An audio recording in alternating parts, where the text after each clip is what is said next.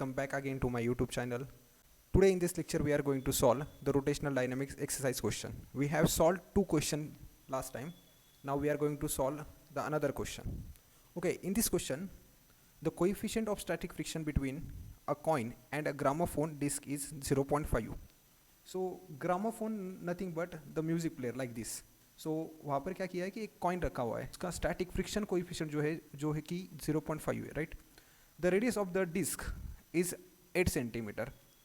Initially the centre of the coin is 5 centimetre away from the centre of the disc. Okay, तो just see this is the gramophone. Okay, तो इस gramophone की जो radius है यहाँ तक की, ये वाली रेडियस है 8 सेंटीमीटर, राइट. ओके, और अब क्या किया है कि इस ग्रामोफोन के ऊपर मानो कि यहाँ पर एक कॉइन रखा हुआ है, राइट, समथिंग लाइक दिस. यहाँ पर एक कॉइन रखा हुआ है which is away from the centre 5 centimetre away from the centre. At what minimum frequency will it start slipping from there? What factor will the average change if the coil is almost at the rim? So just see this coin is going to be rotate like this. Okay, in this manner. ये ऐसे rotate करेंगे, right. जब एक coin rotate कर रहा है तो coin की पोजीशन चेंज होगी, स्लिप होने लगेगा, राइट ना. तो कुछ टाइम के बाद ये मूव होकर यहाँ पर आ जाएंगे, right. After some time it is just throw away from this gramophone disc, right ना. तो चलो, जो इसकी फ्रीक्वेंसी है इस कॉइन की, तो हम कॉइन की फ्रीक्वेंसी लेंगे N1, ठीक है, और इस डिस्क की फ्रीक्वेंसी लेंगे हम N2, ठीक है. तो हमें क्या पूछा है कि इसकी फ्रीक्वेंसी निकालनी है कि किस फ्रीक्वेंसी से एक कॉइन स्लिप होगा, राइट. सो पहले तो देखते हैं हम गिवन क्या क्या डेटा दिया है हमें, right. They have given data में हमें दिया है first of all static friction between coin and disc, जिसे हम डिनोट करते हैं म्यू एस से, वो दिया है 0.5.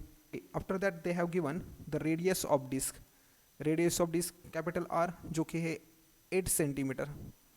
अब 8 सेंटीमीटर यानी कि 8 इंटू 10⁻⁻² मीटर, राइट. अब दिए कॉइन की रेडियस जो कि है पाई सेंटीमीटर, और I can write that pi into 10⁻⁻² metre, right. They have asked to find frequency, right, जो कि हमें करना है N1 is equal to question mark, और हमें निकालना है फर्स्टली ये निकालेंगे, सेकेंडली हमें निकालना है N2/N1 is equal to question mark. तो just see for this we required one free body diagram. समझो कि ये हमारा कॉइन था, right. This is my coin. Okay, अब इस कॉइन के ऊपर किस तरह के फोर्स एक्ट हो रहे हैं हम देखेंगे, राइट. एक फोर्स है toward the centre, that was friction force, और दूसरा फोर्स है away from the centre, that is centrifugal force. Okay, friction force is given as μs into N, और सेंट्रीफ्यूगल फोर्स होता है mv²/r, ठीक है. तो first of all we will find frequency, right. What is the frequency of point first? Friction force is equal in magnitude with the centripetal force, right. Friction force हम लिखेंगे μs into N, और centrifugal force होगा mv²/r. But see we have to write in the form of angular velocity.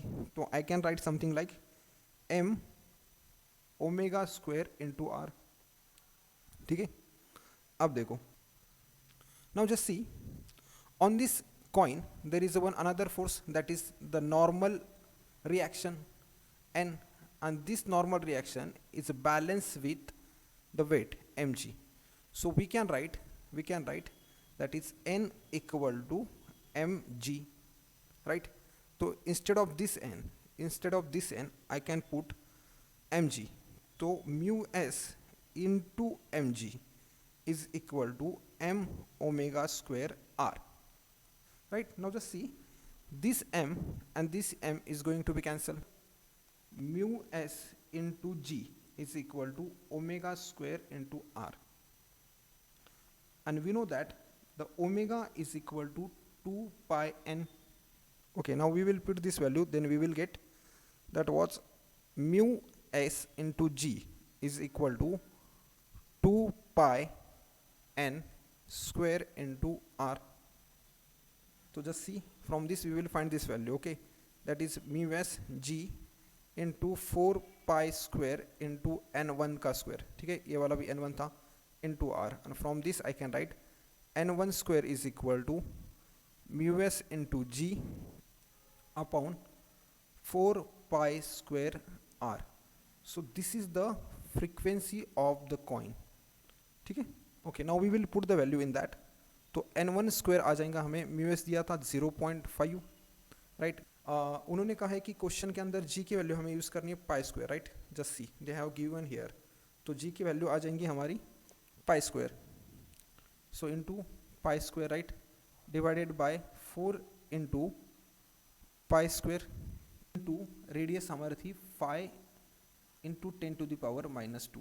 Just see from this pi and pi is going to be cancelled. इसको solve करने के बाद हमें मिल जाएगा n1 under root of 0.5 divided by 4 into, और यहाँ पे मैं लिखूंगा 100, राइट. 10 to the power minus 2 पर जाने के बाद 100 बन जाएगा, right.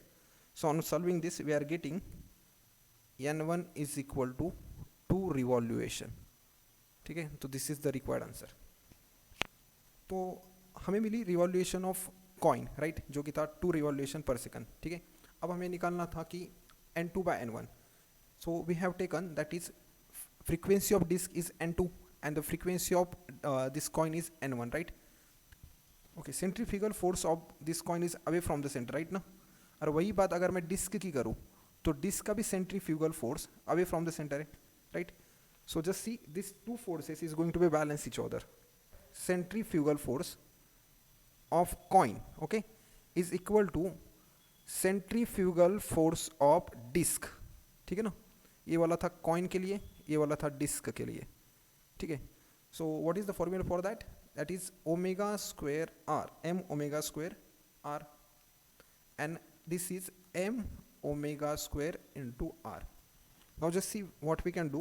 We are just cancelling this mass and this mass, then we are left with omega square r is equal to omega square into capital R.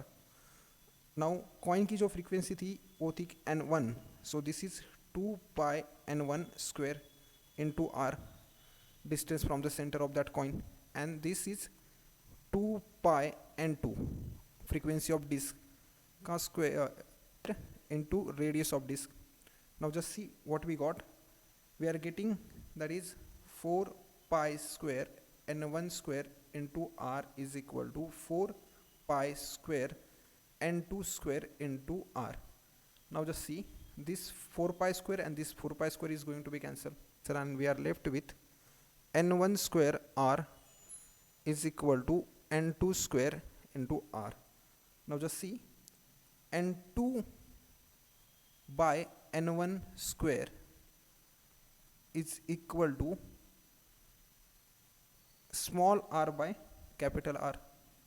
So we know that n2 by n1 इस r की value थी pi into 10 to the power minus 2, and this capital R is 8 into 10 to the power minus 2, and I am taking the square root, so it becomes something like this. Now just see this 10 to the power minus 2 is going to be cancelled, and we are left with n1 by n2, n1 by n2, n1 by n2. अगर मैं इसकी approx value लूँ पाई की तो 3.14 की जगह पर मैं ले रहा 4, तो 4 by 8. Then we are left with 4 1s are 4 and 4 2s are 8. So I am getting the value n1 upon n2 is equal to 1 upon root 2. Okay, we have done mistake here. It is n2, right? n2 by n1, here also n2 by n1. So this is our required answer. Thank you so much guys for watching.